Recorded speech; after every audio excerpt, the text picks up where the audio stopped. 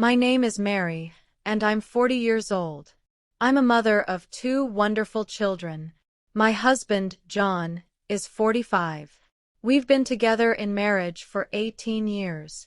In the beginning, when we first said our vows, I was full of joy and hope. Back then, John was a warm and caring man. He used to greet me each day with a smile and the words, "I love you." I believed him wholeheartedly. I truly imagined a life filled with affection, joy, and shared dreams. 2 years after we got married, our son Adam came into the world. He was a lively, inquisitive little boy whose laughter could brighten the gloomiest day. 2 more years passed, and we welcomed our daughter, Lily. She was gentle by nature, always singing and showing kindness in every gesture. I chose to stay home to raise them. I spent my days cooking, cleaning, and guiding them through their early milestones, their first words, their first steps. Every small achievement meant the world to me. In those early days, John was a devoted provider. He worked hard, came home with stories to share and arms ready for a hug. But slowly, something in him shifted. He began staying out later than usual, too late. Then came the business trips, frequent, unexplained, and vague. The words, "I love you," faded from his lips. His smile, once warm, vanished. When I asked where he had been or why he seemed distant, he would lash out. "I work for this family. Stop asking questions," he'd say. His sharp tone wounded me, but I kept quiet. I still loved him. I clung to the hope that the man I married was still somewhere inside him, that maybe one day he'd return to me. But that hope was shattered 7 years ago. He had left for another one of his trips, and while cleaning up, I stumbled across 2 airline tickets, one in his name and the other in a woman's name I didn't recognize. My heart broke in that moment. For 3 days, I cried endlessly. I couldn't eat. I couldn't sleep.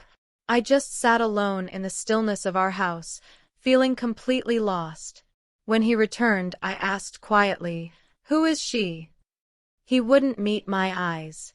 "She's no one. Don't worry about it," he muttered. But I didn't believe him. I knew the truth deep down. I wanted to scream, to confront him with all the pain I was feeling. But instead, I just nodded and said, "Okay." Not because I accepted his lie, but because our son was only 3 at the time. I couldn't bring myself to cause him pain or confusion. More years passed. John didn't change. The late nights continued. The unexplained absences never stopped. I knew he was still involved with that woman. And with every passing day, the warmth in my heart faded a little more. The house I once filled with love now felt hollow. I kept up my routine, cooking, cleaning, taking care of Adam and Lily, but I felt like a ghost. John had become unrecognizable to me. Then, something unexpected happened. I crossed paths with someone from my past, an old friend named Alex. He was still the kind-hearted soul I remembered, with the same gentle presence and genuine smile. One afternoon, I saw Alex with his wife. He gently opened the car door for her, helped her with her coat, and looked at her with a warmth that made it obvious. She mattered to him. And in that moment, it struck me, I had never truly experienced that kind of tenderness. Alex and I started talking, not about anything deep at first. Just light, simple exchanges. One day he asked, "How have you been?"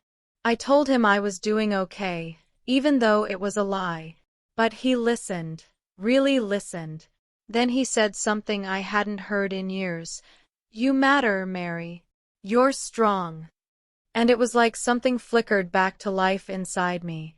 I smiled, genuinely, for the first time in what felt like forever. I laughed, not because I had fallen in love with Alex, but because I finally remembered what it felt like to be noticed, to feel human again. We didn't exchange gifts or promises. There were no secrets or hidden plans. Just a shared sense of understanding. A moment of feeling alive again. But it didn't stay hidden for long. John found out. His anger exploded. He shouted, "Why would you do this to me?" I looked straight into his eyes and said, "Because I needed to feel loved." That night, for the first time in years, I saw tears in his eyes. He broke down and said, "I love you.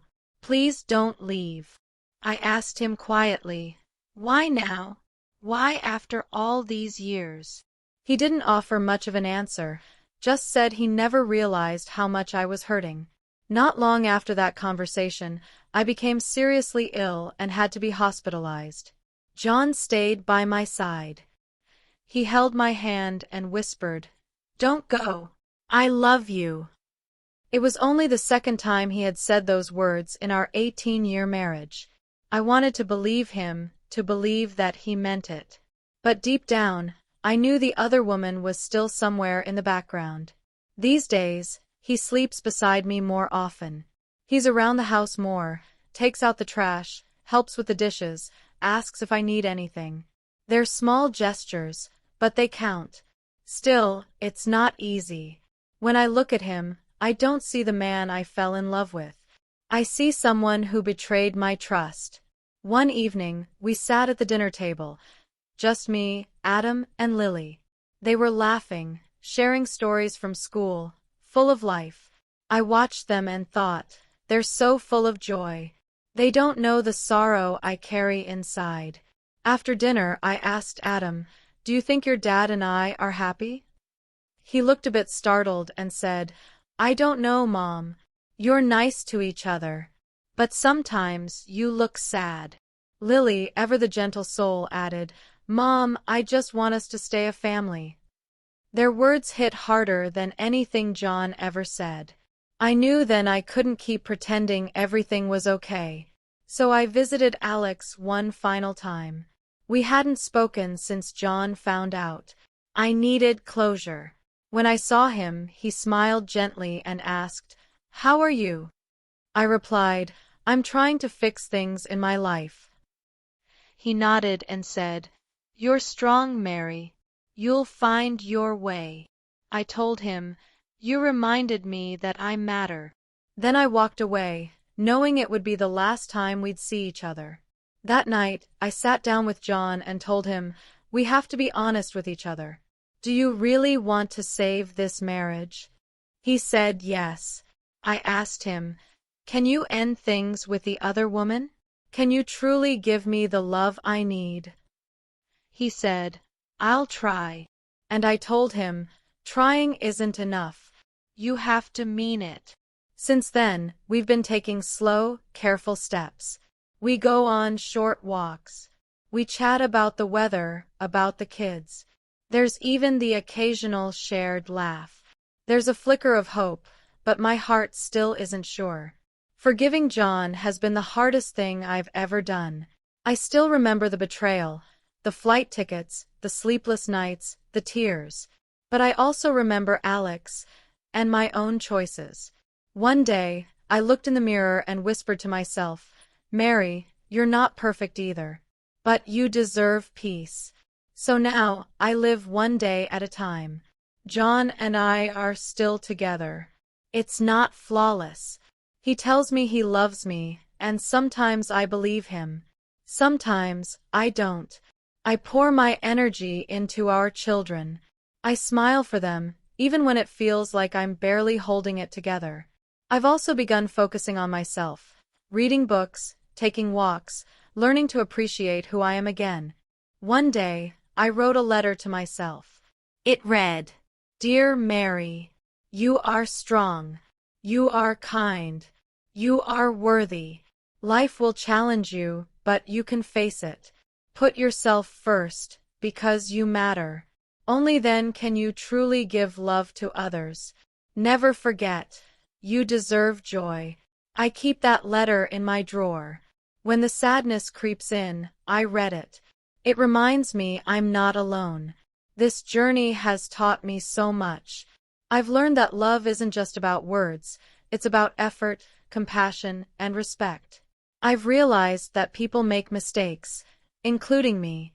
But most of all, I've discovered a strength in myself I never knew existed. I've endured betrayal, heartbreak, and loneliness, and I'm still standing. And above all else, I still believe in healing. I still believe in hope.